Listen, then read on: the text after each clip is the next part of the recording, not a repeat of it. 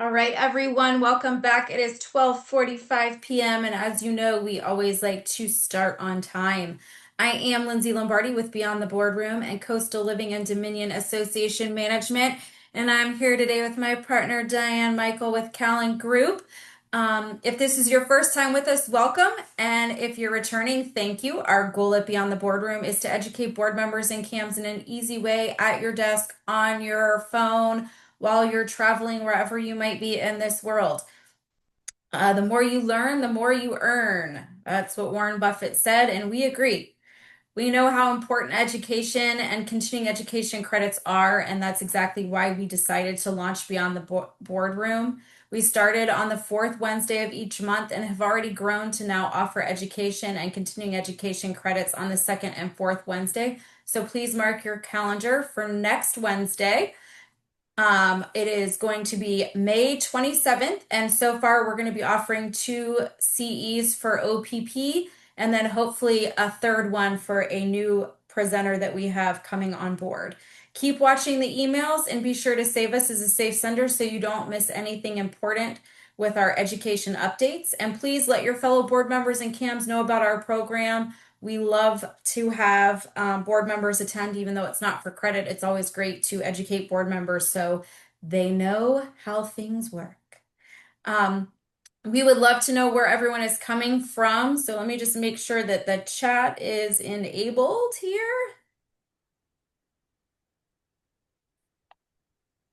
I think, okay. So everyone, if you will just type in the comments in the chat where you're coming in from so Kelly can see where you're all coming in from today. And this is our last presentation of the day, board decisions that impact insurance.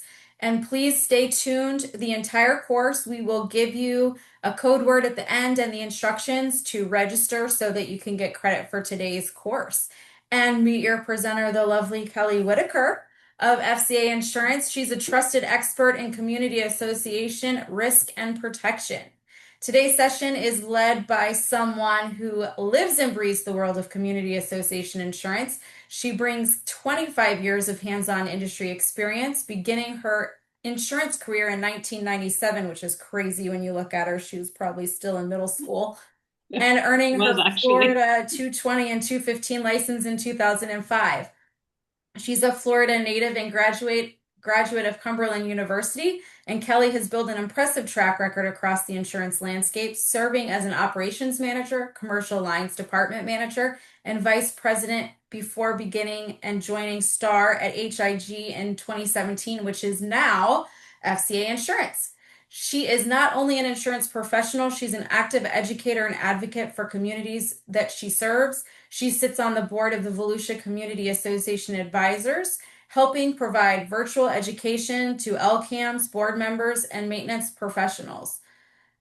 She has also participated in CAI's Congressional Advocacy Summit, lending her expertise to important conversations affecting Florida associations.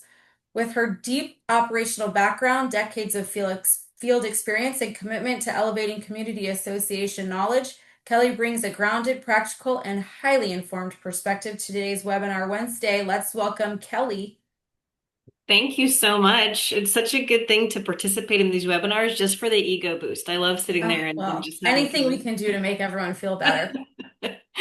Thank you so much for having me. I'm glad to be here with a new course to share information with CAMs. And I like what you said about inviting board members too, because it can be very difficult to relay topics like insurance, taking it from an insurance professional and relaying what they've said to a board member. Sometimes, even if you do a fantastic job, it's always better for a board member to hear it directly from the source and not just, thinking that you, the CAM, or, blowing smoke or whatever it might be. So we're glad to always have board members attend. We're going to talk today about the board decisions that can have an impact on insurance, which obviously the insurance premiums are usually the largest item on an association's budget and financial statements. So it's very important to find any way you can to improve the circumstances of the association to reflect that in your insurance premiums and your coverages. Insurance underwriting is a complex process for community associations, especially for condos, but even HOAs have their challenges in Florida. In this day and age, with all the technology and AI that we have, insurance carriers use modeling systems that bring together all kinds of information that we can't even fathom to let the underwriter know whether or not it's going to be profitable to insure your property. And while we provide them with tons of information that we get from you, the association, and from our own research, this modeling system brings in all other kinds of background and risk assessment to determine the likelihood of a lot of different events happening to your association and to see if what you all have done with your property is enough to help prevent the likelihood of those risks. So when we gather all the information from the CAMs, that's part of what we're doing is trying to improve the circumstances with the underwriter of what your association has done to protect the building, to protect the community, to protect any of the common areas. So if you get a lot of requests from the insurance agent, just know that every piece of information that you provide to them is going to help the end result of those premiums. The board themselves, any decision they make from changing what rental period they allow in the HOA or in the condo to getting a new roof, and all of those decisions can impact the risk assessment by the underwriter. So if you have deferred maintenance, it can not only create property insurance problems, but it can also create liability issues. If there's a roof issue that's ongoing and we know that the roof is leaking and you just haven't been able to get to it yet, whether it's the contractors can't get out to you or you don't have the funding or the board hasn't, pulled the trigger to get that repair work done. Yes, it's going to cause damage to your building itself, but also if it's leaking into units and those units have told you that, hey, this is a problem and it's ongoing and nothing's done and that damage is worsened, then they can file a lawsuit against you for damage to their property. So that's going to have an impact on your liability premiums as well. And when you have deferred maintenance, the carriers are going to be looking at that. And some carriers might say you're not eligible based on their guidelines, which means now you've got to go to the next carrier who's probably got higher premiums. And it also could limit the coverages that those carriers are willing to offer. So if they know that you've deferred replacing windows and sliders, they might say that they're not going to provide coverages like wind-driven rain, which is a very important coverage when it comes to hurricanes and tornadoes in Florida. In regards to CAM responsibilities in guiding boards, obviously you as the CAM, you cannot force the board to do certain things, but it is your responsibility to make sure that they're aware of what they have to comply with as far as a lot of the new state regulations when it comes to SERS. You've got the appraisals that they have to have done every 36 months, when wind mitigation forms should be done, or if it's going to be beneficial to them to get those done. Obviously, the milestone inspections, that's a big thing that has to be done, and not just have the inspection report, but if there's work that's been pointed out in that milestone, if you've had to go to phase two and phase two is requiring work, then it's very important that you're guiding the board to make sure that that work is getting done and getting done in a timely manner. Proactive maintenance is something that I'm sure is very difficult to guide boards towards because a lot of people don't want to spend money if they don't see that there's an immediate need for it, which is understandable, but any proactive maintenance can prevent a costly repair project down the road and can also help with those insurance premiums if you can show documentation of how you have maintenance plans in place so that the building doesn't get into a condition where an extensive repair project is required. Also, things as a CAM, if you can help them understand the importance of surveillance cameras. You never want to refer to them as security cameras, but surveillance cameras are becoming a widespread addition to a lot of associations. My HOA has added cameras at the entrances. I'm sure it's insurance related. And especially if you can keep footage of any known incident that you have, that's going to be a big plus when it comes to insurance. And if you're putting up signage around the property to let people know that there are surveillance cameras in place, sometimes that's a good deterrence.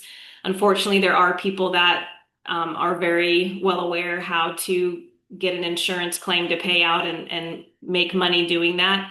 And they've become aware of how long a property typically keeps the footage from the surveillance cameras.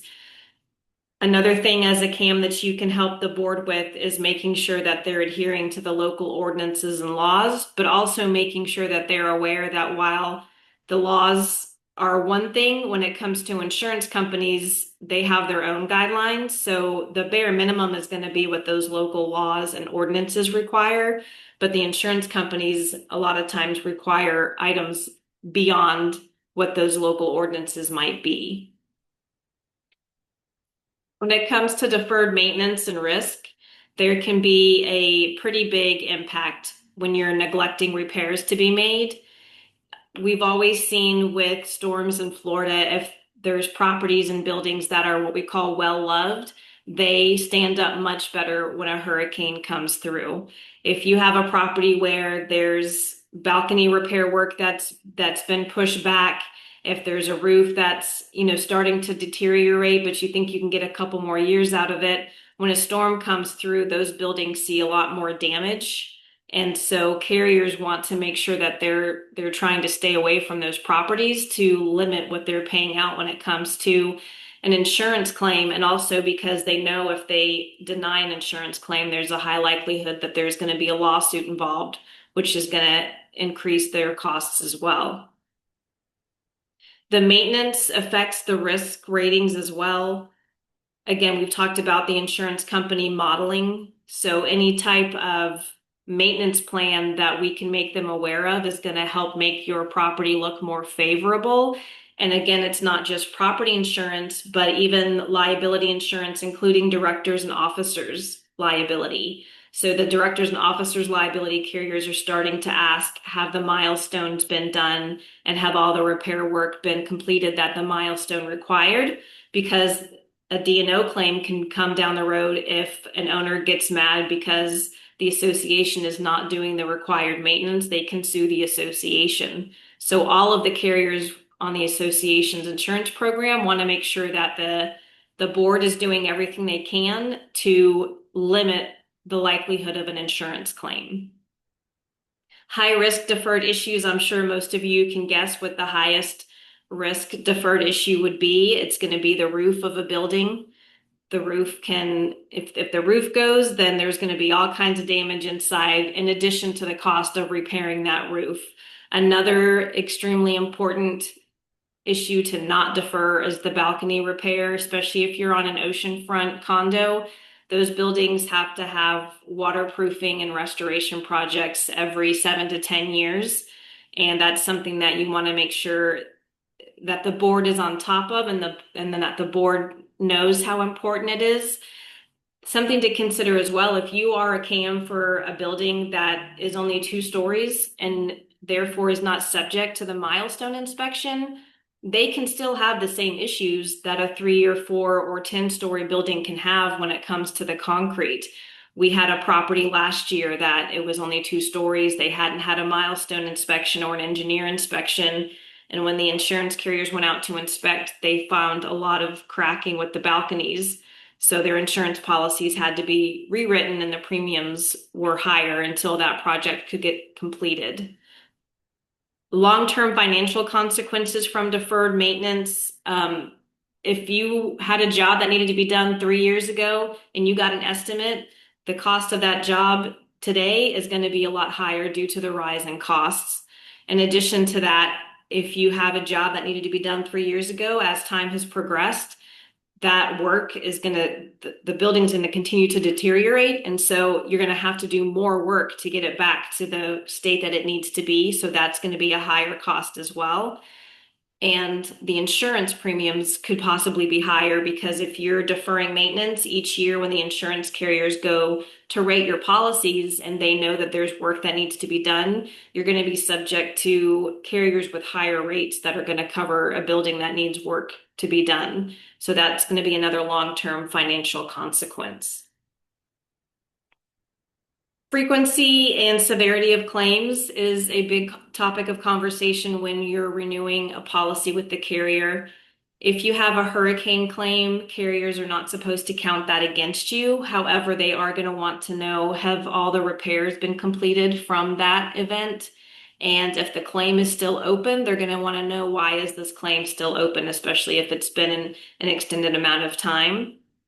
If you are having frequency of claims when it comes to like slip and falls or water leaks is a big one in condo associations, then the carriers see that there's an ongoing issue and they need to make sure that the association, the board, and the CAM have taken steps to prevent future losses coming about, because they know if you're getting a trip and fall every year, if they write your policy, then the likelihood of them having to pay out on a claim is going to be pretty high. So we need to have a plan in place of, okay, they've had slip and falls in this area. We've changed the type of floor that's there. We've put up signage. We've installed surveillance cameras, whatever it might be, to mitigate those losses. The board decisions that can increase claims. One of the frequent claims we've seen lately is if boards are not handling themselves when it comes to contentious owners. There can be D&O claims that come up, directors and officers claims. People don't like their name apparently being used widely, so you have to be careful as a board what you're saying to other board members and especially to other owners. Information that is shared within the board should stay there and not be discussed at a function at the pool or something like that. And it's extremely important to be careful what you put in writing as well. Anything that you put in writing, whether it's in an email or if it's on social media, that information is going to be there forever and you can't say, I didn't say it. So those are things that you want to make sure that boards are aware of. And I know that that can be a very difficult thing to keep a rein on. Strategies to reduce unnecessary claims, like we talked about the surveillance cameras, a lot of properties are putting those up, and you want to make sure that the footage is only visible by a certain select few people. It shouldn't be widely visible for all board members or all owners.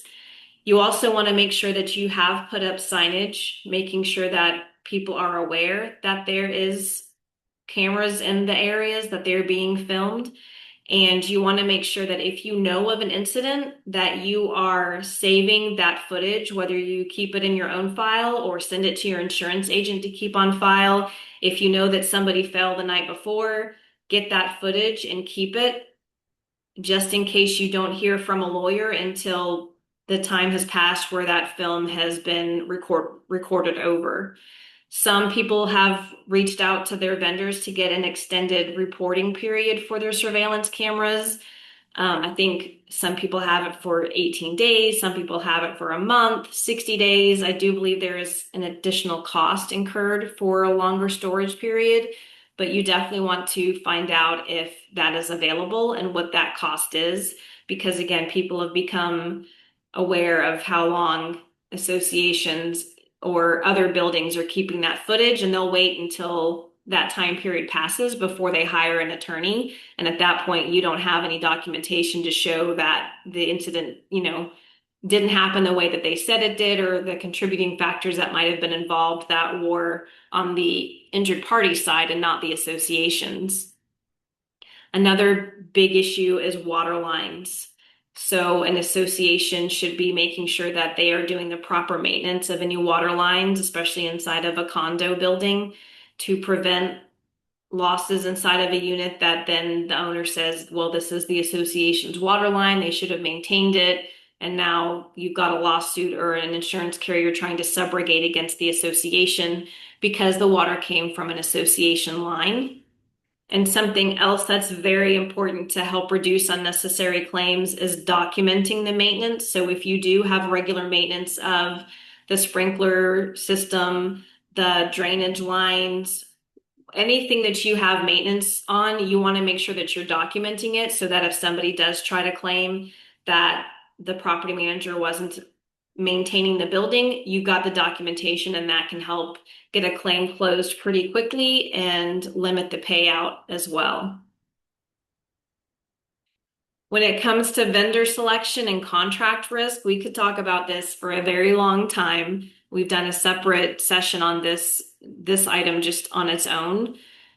Choosing a contractor is one of the most important jobs that a CAM and a board can do to make sure that you're getting a qualified and insured vendor. I would say to ask for referrals. Any vendor, of course, we're going to give you a referral from somebody who we've done a really great job on, but I've found that you can actually look up on some cities, you can view permits that are pulled by a contractor name and see the most recent work that they've done, and you can ask them for referrals from those specific properties. We've had vendors before that have told our associations, yeah, we do work on condos all the time. And then when we look up to see what kind of permits they're pulling, they've got no condos that they've pulled permits on. And it's very important when you're hiring a vendor like a roofer that you're hiring a roofer that has done condo buildings, not one that is doing just single family homes, because it's going to be a completely different type of project. You also want to make sure that you're aware if they're hiring subcontractors to do the work as well, so that you can vet those subcontractors as well as the general contractor. When it comes to the contract itself, I know this is extremely exciting information to think about. A contract and insurance are directly related. So you've probably heard that you need to get a certificate of insurance from a vendor, and you've probably also heard that it should list the association as additional insured. And those items are very true. It's extremely important to get that certificate before a project begins. But an additional insured status, in most cases, it's not going to actually apply unless it's in a written contract that the contractor is going to provide the additional insured status. The way that some insurance policies are written, that coverage for the association only applies if that verbiage in the written contract is in existence. So if you have a one-page, essentially work order with no verbiage in there about what insurance the contractor is going to carry, you're going to be in a pretty rough spot in the event that there's damage caused because of the contractor, and you go to file a claim and you find out that the coverage that you thought was in place is not actually in place.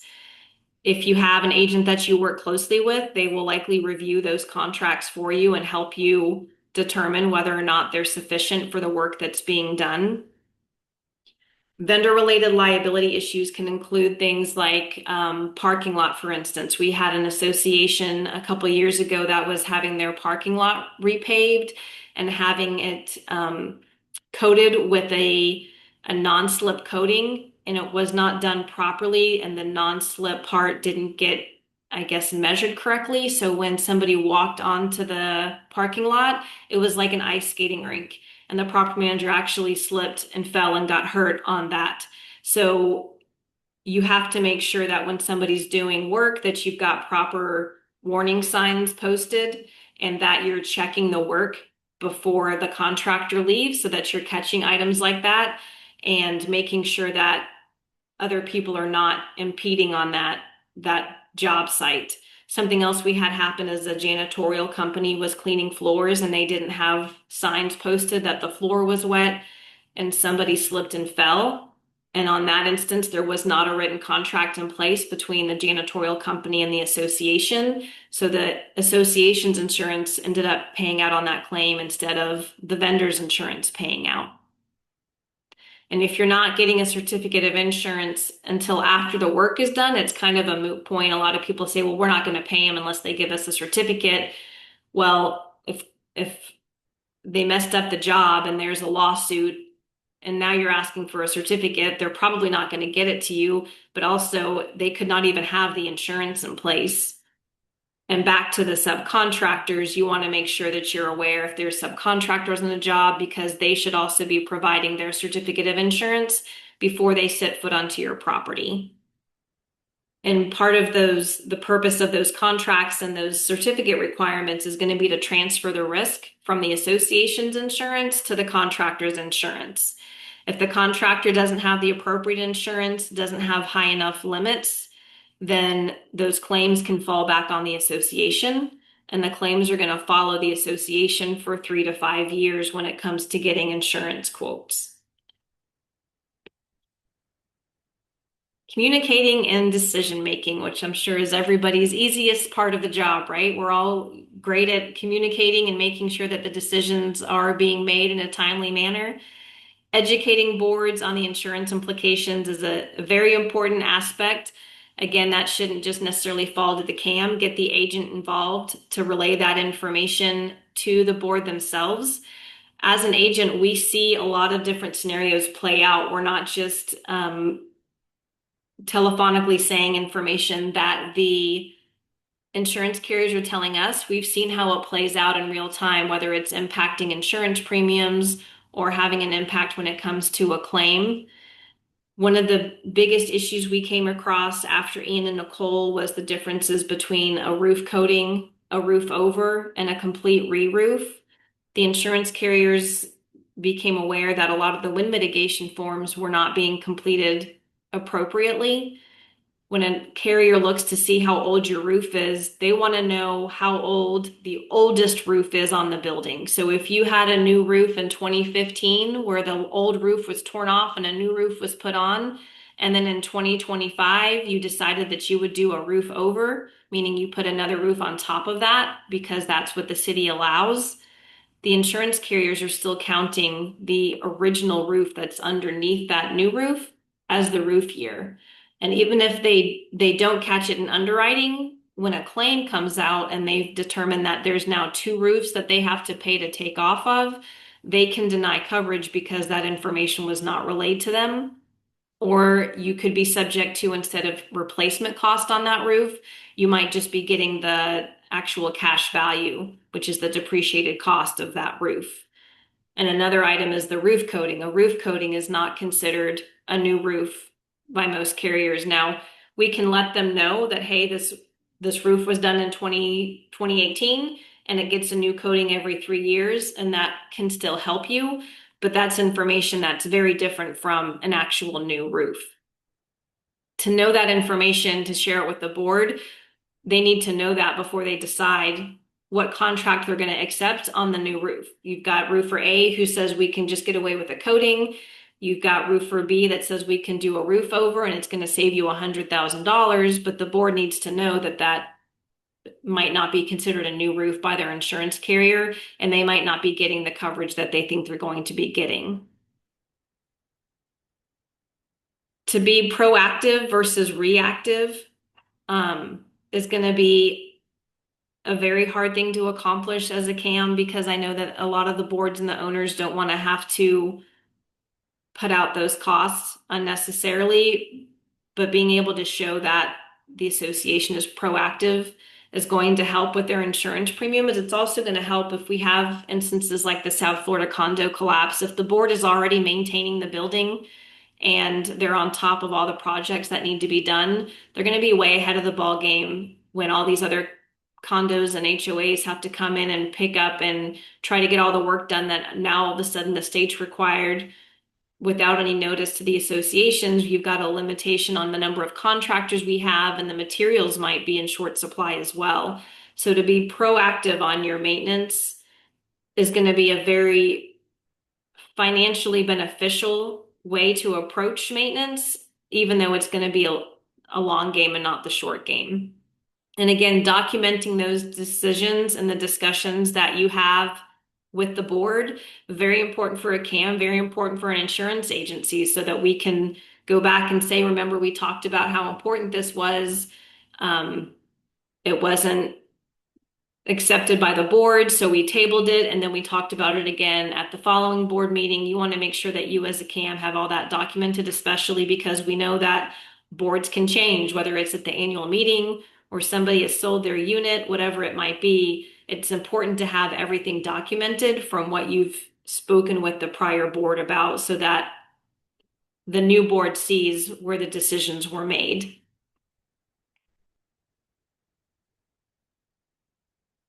Building an insurance smart association. Again, everybody loves insurance. That's everybody's favorite topic. I know everybody wakes up first thing in the morning and thinks, I wonder what insurance related matters I can talk to my boards about today. Creating a maintenance plan, that's a very important one. Elevators, balconies, parking lots, trees in an HOA, the tree trimming, plumbing, roof, generators, the fire safety system, all of those aspects of a building or an HOA need to be maintained. And if you don't want to have a lawsuit where an owner says, "Hey, I told the CAM for 3 months that this tree limb was about to fall and they wouldn't act on it, and then a hurricane came and now this tree has fallen." So you want to avoid any type of liability issues like that, and creating a maintenance plan is a great way to do that. Any type of log that you can have done for the maintenance personnel to complete, those things are all going to help in the event of some type of liability issue, but it's also going to help actually maintain the property. And establishing those risk management policies like the cameras, like slip hazards. So if you have kind of an accident protocol in place, when somebody calls and says, hey, there was a slip and fall in the lobby, you know that you've got to go and pull the surveillance footage. You know you need to go and take pictures and document if there were any slip hazards in the hallway, wherever it might have been. If it's an HOA, if there's algae on the sidewalk, or if there's not algae on the sidewalk, those are all things you want to document as part of the accident response. And again, storing that footage and trying to mitigate any type of board behavior that might cause a liability issue. Having a regular insurance review between not just with the board and the CAM, but get your agent involved. There's even specific consultants that will review your insurance program so that the board is aware of what coverage they have and what their deductibles are. It's also very important for the owners to know what the insurance responsibility is in the event of a loss, if that's something that you can discuss at your annual meeting. As agents, we like to go out and hold owner meetings to make sure that they understand what insurance they need to carry. There's so many misunderstandings when somebody buys into an HOA or a condo. There's several townhome associations where owners don't know, am I supposed to have an HO6 policy or an HO3 policy? So to have regular insurance reviews is very important. A lot of people think they understand what a hurricane deductible means until the actual storm hits and you've got damage, and all of a sudden you're looking at your deductible and thinking that deductible's so crazy and high, how would we ever file a claim? So it's important to know those things ahead of time and to include that in your long-term planning and budgeting. I know there's a new aspect of one of the laws that wants the associations to make sure that owners are aware of what the deductible is, because it can be a very high deductible. Some buildings have deductibles that are in the millions of dollars, and owners that don't know that can be, in quite shock when they get the assessment for several $1,000s that they owe because of the deductible on the policy or because the damages are below the deductible. All right, we're at the test portion of our presentation, but I just want to touch one more time on the deductibles while we were talking about it. Because the insurance market has softened quite a bit in the past year, you should be getting deductible options from your agent. If you have a high deductible and you think that your association definitely wants to lower what their out-of-pocket costs are going to be, make sure that you're having that discussion with your agent, because now is the time. It is definitely an improved marketplace where you can improve your coverages for sure. Lindsay, you want me to go through these? Okay, I will Okay. assist in reading the questions. Question 1. What impacts insurance premiums? A, weather only. B, board decisions. C, location only. And D, pool size. Hang on, I don't think the chat's on. Chat is now on. Luckily, we haven't been asked yet on pool size. I wouldn't put it past insurance carriers to start asking, but luckily that doesn't come into play yet. Right, a lot of Everybody got it? C coming through. So it's going to be board decisions B. because Weather only is not it. Location only is not it. Weather plays a part and location plays a part, but not just by themselves. Next slide, Kelly. Sorry, I realized that was me. All right. What is deferred maintenance? A, immediate repairs, B, delayed repairs, C, new construction, and D, cleaning. Everybody's pretty good on this one. Definitely delayed repairs. Yes. And as we all know, as CAMs, any repairs, we want to get those done as quickly as possible. Question 3, what increases risk rating? A, proper upkeep, B, neglect, C, routine checks, and D, upgrades. Everybody's on top of it today Paying attention.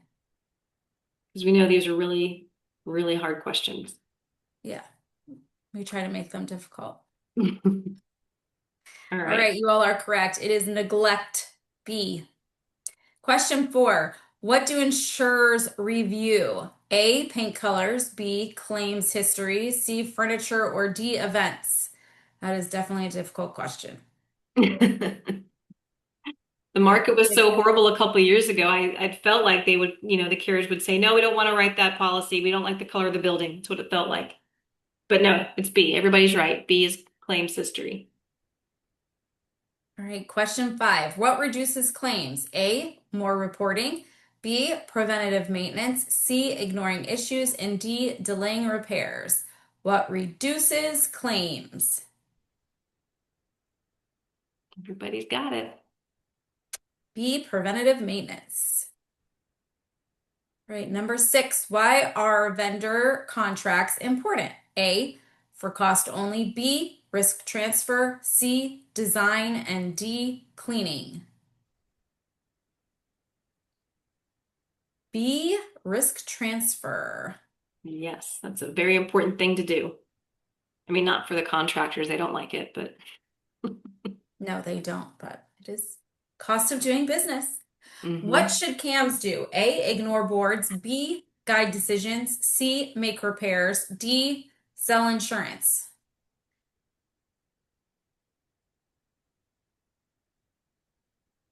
Good. They're all good. B, guide decisions. Number 8, what affects underwriting? A, decor, B, risk profile, C, pool toys, and D, lighting. This one was kind of tricky because, to be honest, sometimes we're asked about what the rules are for pool toys, and sometimes we're asked about is there proper lighting in the garage, for instance. But it's definitely B, the risk profile. Number 9, why document decisions? A, legal protection, B, marketing, C, decor, and D, sales. Yes, legal protection. A lot of lawsuits in Florida. A lot, a lot. All right, and last, number 10, what builds a strong association? A, no planning, B, risk management, C, ignoring issues, and D, more claims. Drum roll, risk management. Good. Everybody did so well. Yes, Everybody's everybody wide very awake good. after that insurance talk. Yeah, well, you make insurance interesting, Kelly, so we'll give Uh-huh. you that. All right, everyone. Kelly's contact information is right there on the slide. I will also share that with you all here in a moment in the chat. I'm going to put it there right now so you have it. And I think there's a couple questions, so I will ask those. I have a small condo association about to install surveillance cameras only 4 units. Is it still important to install signage communicating this? And also, can you clarify why and how to communicate this to the board?